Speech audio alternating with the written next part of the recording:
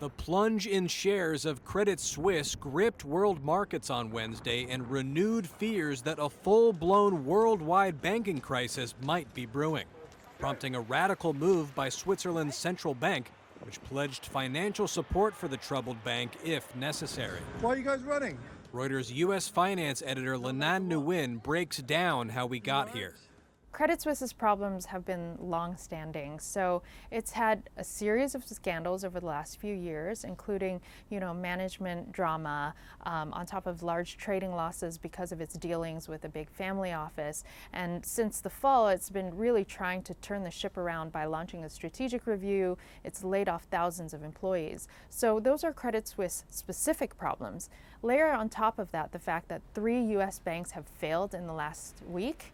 That has really shaken the confidence of investors about the banking sector as a whole, focusing on the U.S., but now spreading to Switzerland. On top of that, we see that a famous sort of Saudi investor that had been underpinning and backstopping some of Credit Suisse's investments has now said it does not want to add to that stake. So in some ways, investors have seen that as a kind of a mark of a lack of confidence in contributing capital to the Credit Suisse.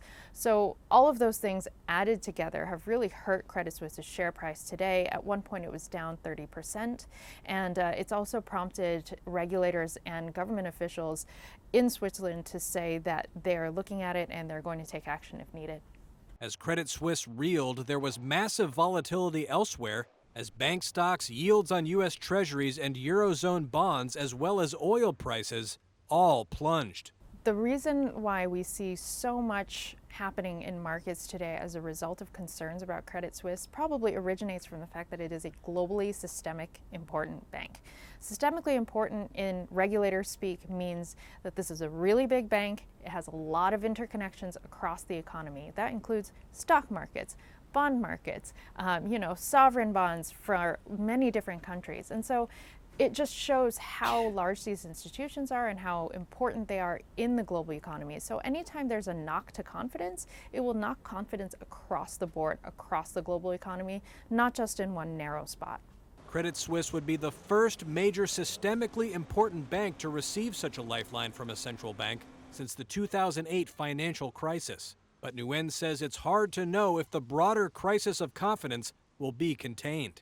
The real question for markets and investors is whether this is the beginning of a broader financial crisis.